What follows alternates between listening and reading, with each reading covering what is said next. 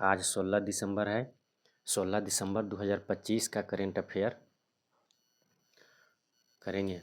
आज का पहला क्वेश्चन है, राष्ट्रमंडल खो खो चैंपियनशिप 2026 की मेज़बानी कौन सा देश करेगा? तो इसका जो है राष्ट्रमंडल खो खो चैंपियनशिप 2026 की मेज़बानी जो है ये भारत देश करेगा। कौन करेगा? भारत देश करेगा।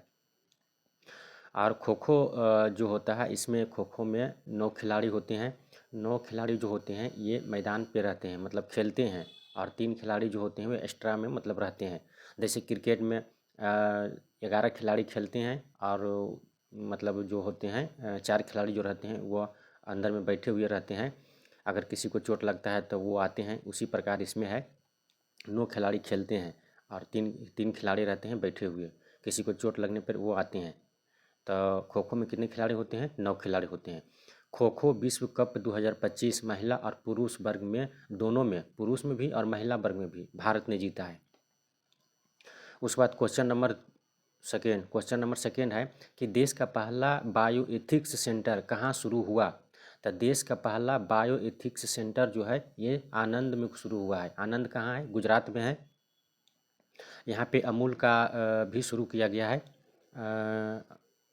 अमूल जो है ये आनंद गुजरात में ही शुरू किया गया है। और बायोएथिक्स सेंटर भी आनंद में शुरू किया गया है। बायोएथिक्स सेंटर का उद्देश्य होता है कि मेडिकल छात्रों और डॉक्टर को चिकित्सा नैतिकता और मानवीय मूल्यों की शिक्षा देना। यानी इसमें कहने का मतलब है कि इस मेडिकल छात्र और डॉक्टरों को चिकित्सा नैतिकता और मानवीय मूल्यों की शिक्षा देना। मतलब जो भी डॉक्टर हैं या फिर मेडिकल के छात्र हैं उसको डॉक्टर क्या करेंगे? नैतिकता और मानवीय मूल्यों की शिक्षा देने के काम करेंगे कि जीवन कितना इम्पोर्टेंट है, उसको मतलब बढ़िया दवाई और बढ़िया से जो भी मरीज आते हैं उनको बढ़िया से इलाज किया जाना चाहिए और उनके प्रति नैतिकता होना चाहिए। आगे है कि JNG post office extension counter शुरू हुआ। तो JNG post office extension counter जो शुरू हुआ है कहाँ शुरू हुआ है? केरल में शुरू हुआ है। भारत का पहला वाटर पॉजिटिव एयरपोर्ट बना है। तो भारत का पहला वाटर पॉजिटिव एयरपोर्ट कहाँ बना है? तो ये बना है इंदिरा गांधी हवाई अड्डा बनाया गया है। ये नई दिल्ली में है, इसी को बनाया गया है। उसके बाद अगला क्वेश्चन है क्वेश्चन नंबर 3। क्वेश्चन नंबर 3 जो है इसमें है कि किस नोबेल शांति पुरस्कार विजेता को गिरफ्तार कर लिया गया है? तो किस नोबेल शांति पुरस्कार विजेता को गिरफ्तार कर लिया गया है? तो ये नरगिस मोहम्मदी को क्या किया है? गिरफ्तार कर लिया गया है। नरगिस मोहम्मदी जो है ये ईरान के हैं और इनको 2023 में नोबेल शांति के क्षेत्र में नोबेल पुरस्कार भी मिला था। 2023 में शांति के क्षेत्र में नोबेल पुरस्कार मिला था। इन्होंने शांति के लिए बहुत काम किए थे, इसलिए इनको शांति में नोबेल पुरस्कार मिला था। और इनको अभी हाल ही में ईरान में क्या कर लिया गया है? गिरफ्तार कर लिया गया है। और 2025 में जो नोबेल शांति पुरस्कार जो मिला है किसको मिला है? तो मारिया मचाडो जो है ये वेनेजुएला के हैं। तो मारिया मचाडो वेनेजुएला के हैं। इनको 2025 में शांति के क्षेत्र में नोबेल पुरस्कार मिला है। अगला क्वेश्चन है क्वेश्चन नंबर 4। क्वेश्चन नंबर 4 है किस राज्य को नक्सल मुक्त घोषित किया गया है? तो किस राज्य को नक्सल मुक्त घोषित किया गया है? मध्य प्रदेश को। मध्य प्रदेश के सीएम जो हैं अभी मोहन यादव हैं वर्तमान में। तो मध्य प्रदेश के सीएम मोहन यादव ने यह घोषणा किया है कि मेरा राज्य जो है यानी मध्य प्रदेश राज्य जो है ये नक्सल मुक्त हो गया है। क्योंकि वहाँ जो नक्सली थे वो जो मेन नक्सली थे वो क्या किए हैं? आत्मसमर्पण कर दिए हैं, जिसमें दोनों का लड़ाई होता था।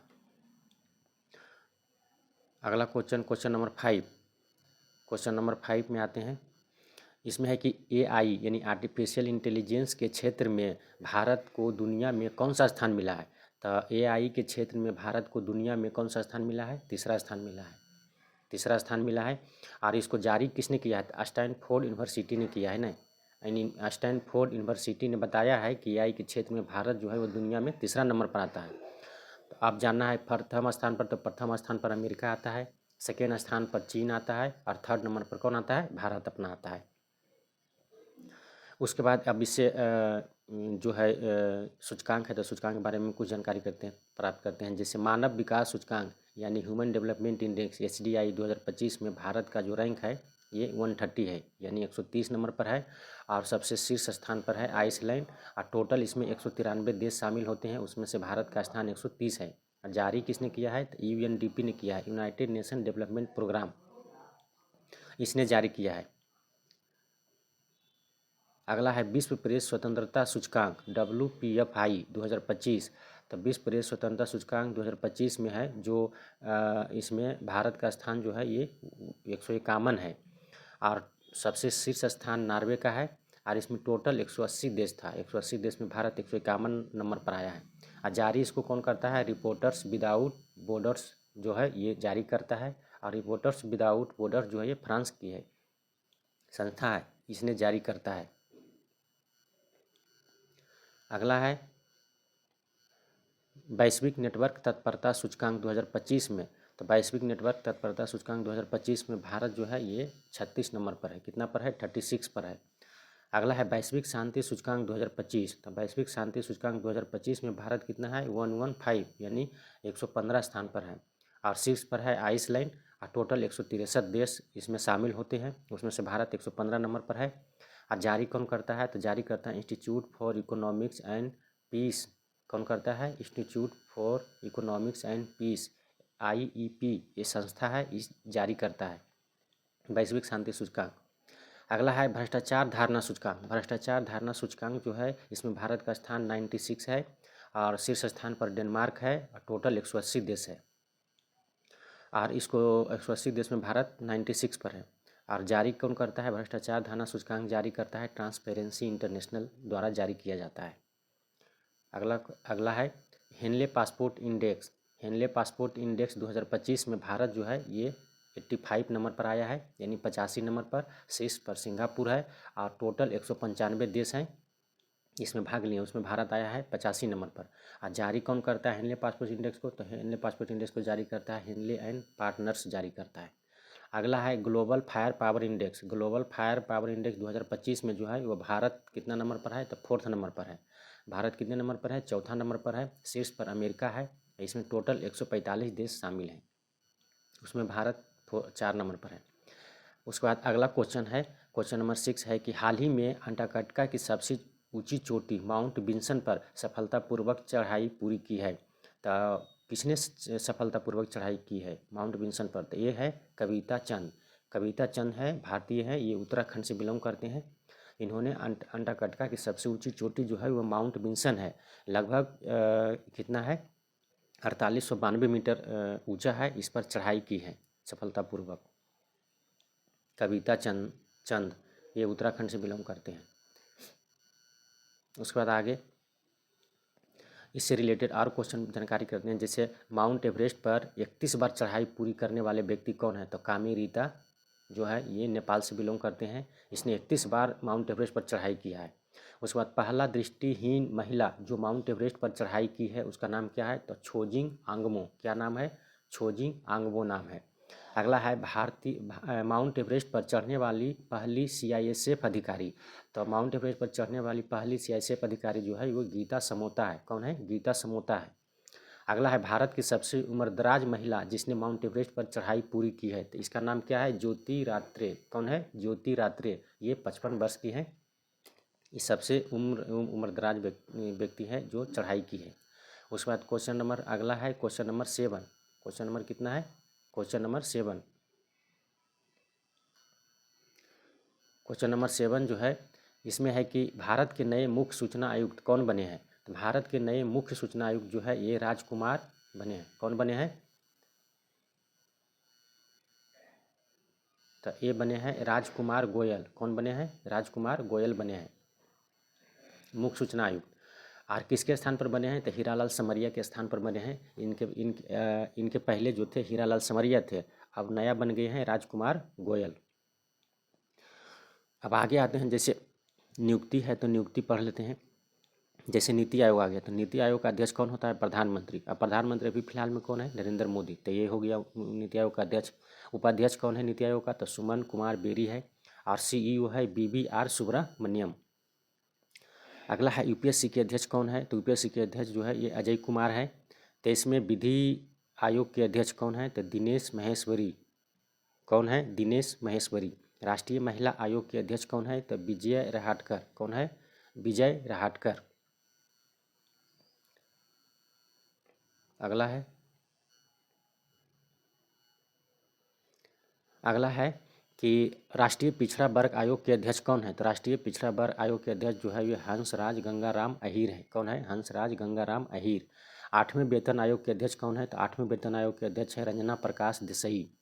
कौन है? रंजना प्रकाश देसाई। 16वें वित्त आयोग के अध्यक्ष कौन है? तो अरविंद पनगड़िया है। और लोकपाल के अध्यक्ष कौन है? तो अजय मानिकराव खानविलकर। कौन है लोकपाल के अध्यक्ष? अजय मानिकराव खानविलकर। अगला क्वेश्चन है क्वेश्चन नंबर 8। क्वेश्चन नंबर 8 है स्क्वैश वर्ल्ड कप 2025 कौन सा देश जीता है? तो स्क्वैश वर्ल्ड कप 2025 जो है ये भारत ने जीता है। किसने जीता है? भारत देश ने जीता है। और किसको हराया है? तो हांगकांग को हराया है। उप विजेता हांगकांग था, तो इसको हराकर भारत ने क्या किया है? स्क्वैश वर्ल्ड कप 2025 जीत लिया है। और इसका आयोजन हुआ था तमिलनाडु, चेन्नई के तमिलनाडु में पड़ता है, वहीं आयोजन हुआ था और ये भारत में है। अब अगला आगे जानते हैं आईसीसी चैंपियन ट्रॉफी 2025 किसने जीता है? तो ये भारत ने जीता है।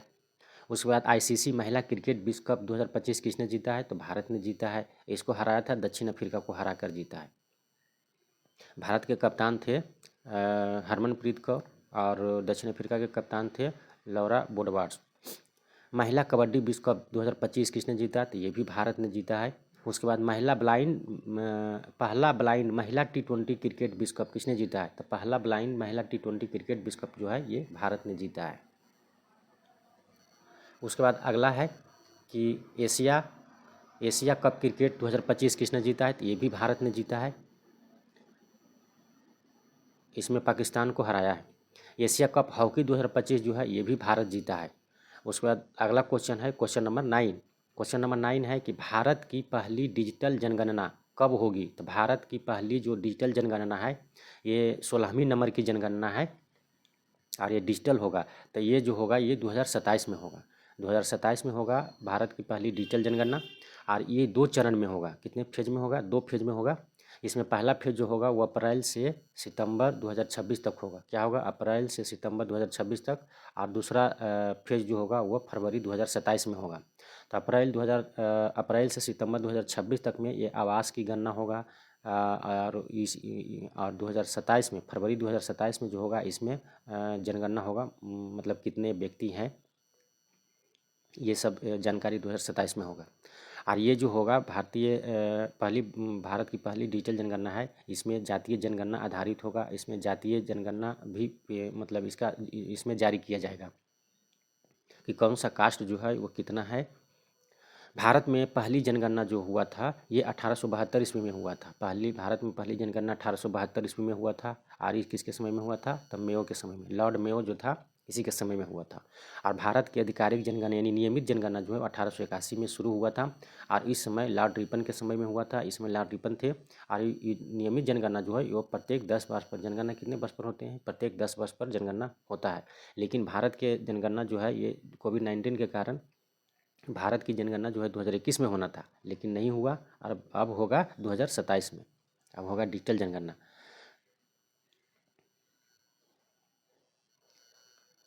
आगे है आर्टिकल 246। आर्टिकल 246 के तहत गृह मंत्रालय क्या करता है? जनगणना कराता है। तो आर्टिकल 246 के तहत गृह मंत्रालय जनगणना कराता है। अगला क्वेश्चन है क्वेश्चन नंबर 10। क्वेश्चन नंबर 10 है कि सर्वोच्च न्यायालय ने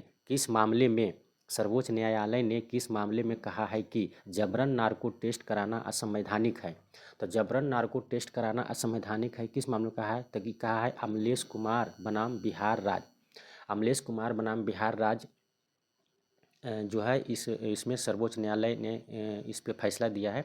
यानी पटना हाई कोर्ट जो है इसने जबरन नार्को टेस्ट जो है कराने का आदेश दिया था।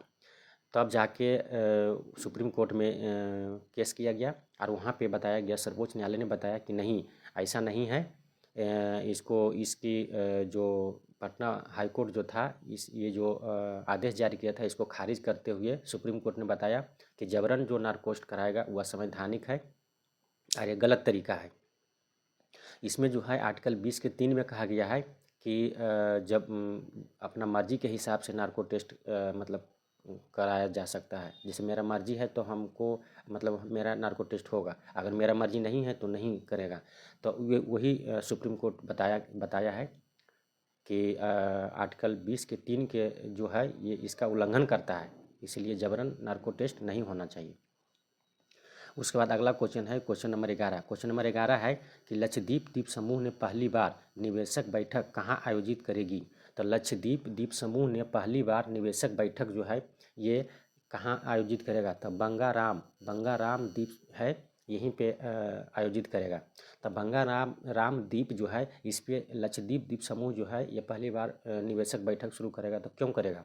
तो ये करेगा कि समुद्री संसाधन जो होता है उसका मतलब प्रयोग करेगा, सतत उपयोग करेगा और ब्लू इकोनॉमी को सशक्त बनाना इसका उद्देश्य था लक्षद्वीप द्वीप समूह का, कि समुद्री संसाधन का सतत उपयोग करके ब्लू इकोनॉमी को सशक्त बनाना। उसके बाद